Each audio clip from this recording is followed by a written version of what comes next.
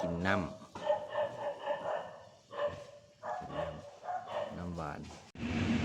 นี่เอามาเบิ่งงวดแรกเนาะที่ว่าเขาฟักไข่ออกมาก็สิเห็นลูกน้อยๆเต็มเนาะอันนี้แค่ประมาณครึ่งของบวงแกงประมาณนี่แหละเนาะฟักประมาณ5-6 มื้อ